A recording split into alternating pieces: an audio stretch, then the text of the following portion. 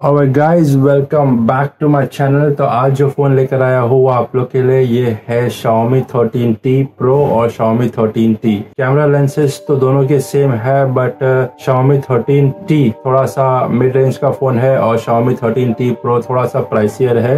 दोनों में कैमरास तो सेम है बट चिपसेट का बहुत मेजर डिफरेंस है। चेक करेंगे कि दोनों में कौन सा फ़ोन लेना चाहिए बिकॉज Xiaomi बहुत फॉर्म में चल रहा है आज के टाइम पे इंडिया में। एक मिड रेंज फ़ोन है तो लेने के लिए भी बहुत इजी हो जाता है नॉर्मल यूसेज के लिए या फिर थोड़े से हाई एंड यूसेज के लिए बिकॉज आज के टाइम पे फोन्स बहुत ज़्यादा ही प्राइसियर हो गए हैं। सारी डिटेल्स बताऊंगा इस वीडियो में। मेरा नाम है फैज और आप देख रहे हैं योर टेक स्टोरीज।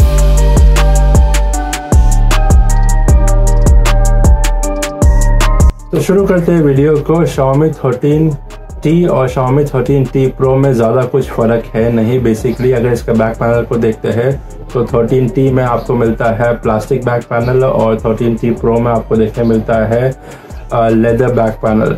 दिखने में कैमरा एंगल्स दोनों के सेम है, कैमरा बम्प दोनों में सेम है, तो लुक्स में तो काफ़ी सिमिलरिटी है बट दोनों में वेरिएंट का थोड़ा सा फ़र्क है। तो अगर IP68 की रेटिंग की बात करते हैं तो दोनों में ही अच्छी खासी IP68 की रेटिंग दी हुई है जो वाटर रेजिस्टेंस होती है।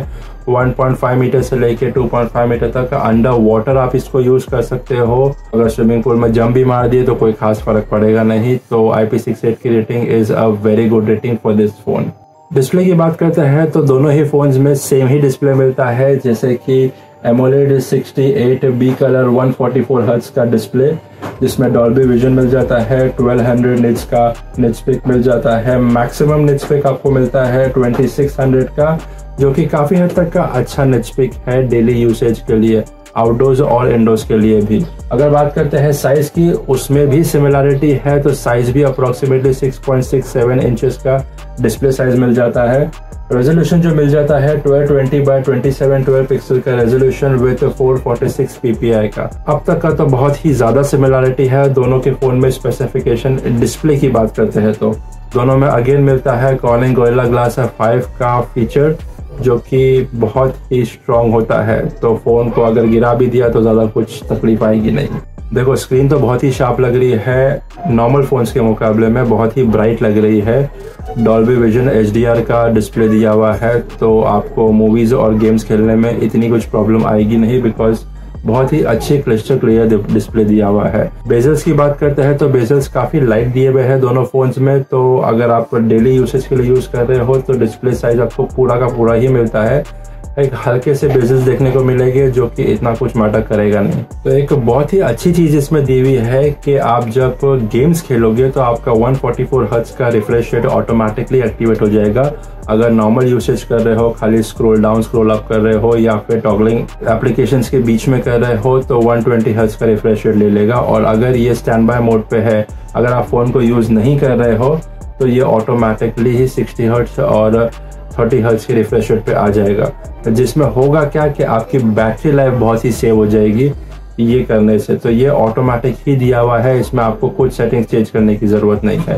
काफ़ी अच्छा फीचर है डेली यूसेज के लिए, बैटरी लाइफ काफ़ी हद तक का बचा लेता है ये। तो ऑडियो के लिए बहुत ही ज़्यादा अच्छा स्पीकर्स दिया हुआ है। बॉटम पे बेस में ग्रिल स्पीकर्स दिया हुआ है जो कि काफ़ी हद तक का अच्छा है बट 13T Pro में थोड़ा सा अच्छा बेटर क्वालिटी दिया हुआ है एज पर 13T के मुकाबले में। स्टोरेज की बात करते हैं तो काफ़ी हद तक का सिमिलरिटी है दोनों फ़ोन में बट हल्का सा डिफरेंस है 13T Pro को लेके। अगर मैं बताऊँ तो आपको मिलता है 13T Pro में 256GB ऑफ द स्टोरेज और 12GB RAM, 512GB of the storage और 12GB रैम, और इसमें 1TB ऑफ द स्टोरेज और 16GB का भी ऑप्शन दिया हुआ है। वहीं अगर आप 13T में देखते हो तो 256GB ऑफ द स्टोरेज और 8GB RAM, 256GB of the storage और 12GB रैम तक का ही फीचर अवेलेबल है। तो जो अलग से फीचर दिया हुआ है 13T Pro में वो है 1TB ऑफ द स्टोरेज और 16GB रैम का। अब बात करते हैं इंटरफेस की, जिसमें आपको दोनों ही मिलता है Android 13 अपग्रेडेबल टू Android 14 तक का फीचर्स, जिसमें आपको MIUI 14 का ऑप्शन भी मिल जाएगा।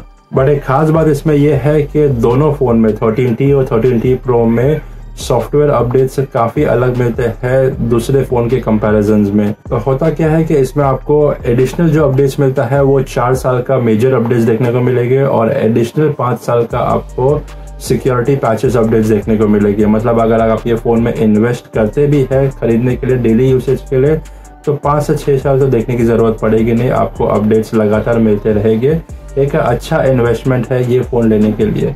ऑलराइट, तो सबसे बड़ा और मेजर डिफरेंस है दोनों फोन में वो है इसका चिपसेट। Xiaomi 13T में आपको मिलता है MediaTek Dimensity 8200 Ultra का चिपसेट। वहीं आप जाते हैं अगर Xiaomi 13T Pro पे आपको मिलता है MediaTek Dimensity 9200 Plus का चिपसेट, जो कि कंपैरेटिवली स्नैपड्रैगन के चिपसेट जनरेशन 3 के मुकाबले में आता है, जहां पे आपको सारे गेमिंग्स बहुत ही स्मूथ खेलने को मिलेंगे। तो डिफरेंस तो है CPU, GPU और इसके चिपसेट में, बट स्टिल दोनों फोन हेड टू हेड चल रहे हैं।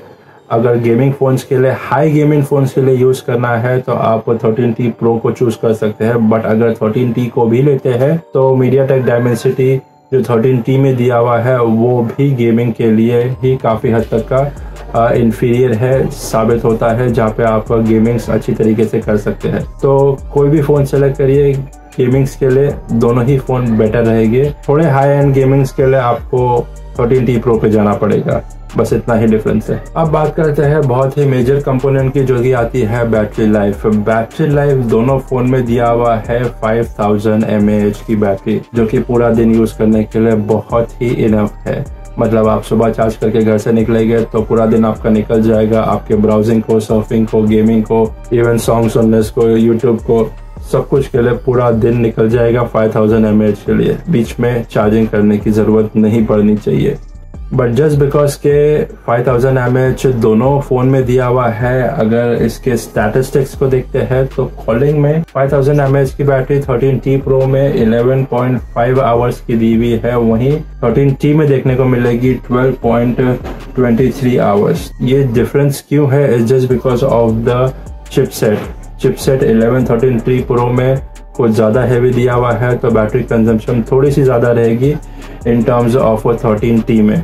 तो नॉन प्रो मॉडल जो 13T है वो थोड़ा सा स्लाइटली हाई रेंज तक चलेगा, आपको बैटरी लाइफ थोड़ा सा हाई देगा, बट ज़्यादा मेजर डिफरेंस होगा नहीं। कोई भी फ़ोन सेलेक्ट करिए, दोनों ही अच्छे हैं। तो Xiaomi 13T सपोर्ट करता है 67 वोल्ट्स का चार्जिंग, वहीं अगर आप Xiaomi 13T Pro लेते हैं तो सपोर्ट करता है 120 हर्ट्ज का चार्जिंग। खास बात यह है कि बॉक्स में चार्जिंग अडाप्टर और केबल दोनों ही साथ में आते हैं, दोनों मॉडल के साथ में, तो आपको अलग से मार्केट में लेने की ज़रूरत नहीं पड़ेगी। यहाँ आपका पैसा बच जा रहा है कि अलग से चार्जर ढूंढो उसके कंपैटिबिलिटी में, यहाँ पे ऐसा कुछ नहीं है। बॉक्स के अंदर ही आपको सब कुछ देखने मिल जाएगा। अगर चार्जिंग स्पीड की बात करते हैं तो 13T में आपको देखने मिलेगा 67 वोल्ट्स का चार्जिंग, जो आपके फ़ोन को 40% अप्रोक्सीमेटली 15 मिनट्स में चार्ज कर देगा, और अगर फुल चार्ज करना है तो अप्रोक्स 50 to 55 मिनट्स में चार्ज करेगा। वहीं अगर आप 13T Pro में जाते हैं तो आपका फ़ोन 15 मिनट्स में 68% तक का चार्ज कर देगा, और फुल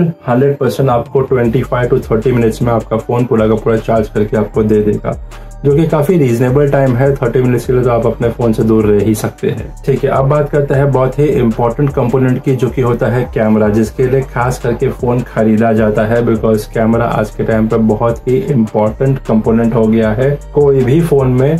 जो भी फ़ोन आप खरीदते हैं, कैमरे में सिमिलरिटी बहुत ज़्यादा सेम है कुछ हद तक का, बट सिर्फ फ़र्क है 13T Pro के FPS को लेके। डिटेल्स बताता हूँ, रुको। तो प्राइमरी कैमरा आपको मिलता है 50 मेगापिक्सल का, दोनों ही फ़ोन में 24 mm का वाइड एंगल लेंस मिलता है। अगेन दूसरा लेंस मिलता है 50 मेगापिक्सल का telephoto camera with optical zoom in lens. 12 megapixel का ultra wide angle camera, that is again 15 mm का। तो अब तक का तो कैमरा लेंस दोनों ही फोन में सेम है, दोनों के लेंसेज लाइका के दिए हुए हैं। लाइका बता दूं तो आपको एक डेडिकेटेड लेंस मेकिंग कंपनी है, जो सिर्फ और सिर्फ फोकस लेंस पे ही बनाती है। जैसे एक सोनी होता है, वैसे ही लाइका है एक डेडिकेटेड लेंस कंपनी, जिसके आप कैमरेज भी देखते होंगे। बहुत ही रेयर कैमरेज है, बट बहुत ही इफेक्टिव कैमरेज है। ऑलराइट, उसके अलावा मिलता है लाइका लेंस, जो कि आपको बता चुका हूँ, LED फ्लैश, HDR, पैनोरामा, और उसके साथ में आप जब वीडियो शूट करेंगे तो इसमें थोड़ा सा आपको डिफरेंस देखने को मिलेगा। बिकॉज 13T Pro में आप शूट कर सकते हैं 8K पे 24 FPS में, 4K में 24 FPS से लेकर 60 FPS तक का, और 4K में अगेन आप शूट कर सकते हो 1080 पिक्सल पे भी। हाई डेफिनेशन पे शूट कर सकते हो, इसमें गायरो दिया हुआ है। वहीं अगर आप 13T पे जाते हो तो 13T में आपको मिलता है 4K पे शूट कर सकते हो 30 FPS पे, 8K पे शूट करने का ऑप्शन नहीं है। 1080 पे आप शूट कर सकते हो 30 FPS से लेके 120 FPS तक का। तो काफ़ी अच्छा है 13T भी, बट अगर आप इन्वेस्ट कर ही रहे हो तो एक ही बार में अच्छा फ़ोन लेना रिकमेंडेबल होता है, बिकॉज लॉन्ग टर्म के लिए इंसान फ़ोन खरीदता है तो इतना कुछ डिफरेंस है नहीं।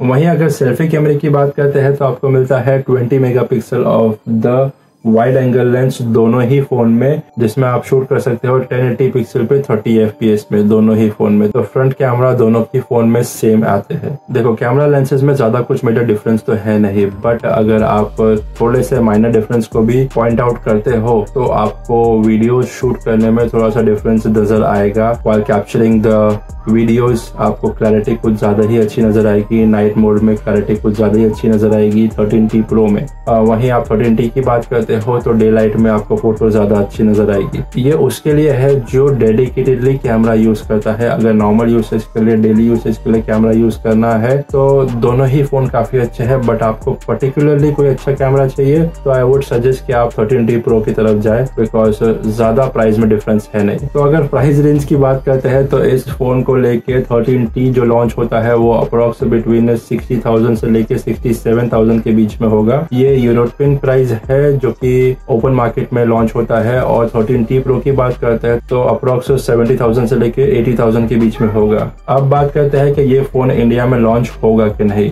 देखो Xiaomi 13T सीरीज के फोन खास करके इंडिया में लॉन्च मोस्ट प्रोबेबली नहीं करता है। तो अगर कोई भी इंफॉर्मेशन मिलती है कि ये फोन इंडिया में लॉन्च होने वाला है तो मैं आपको इंफॉर्मेशन देता रहूंगा। उसके लिए चैनल को सब्सक्राइब कर दीजिए और लाइक और शेयर भी कर दीजिए अगर वीडियो अच्छा लगा। मेरा नाम है फैज और आप देख रहे हैं योर टेक स्टोरीज। मिलते हैं नेक्स्ट वीडियो पे। बाय।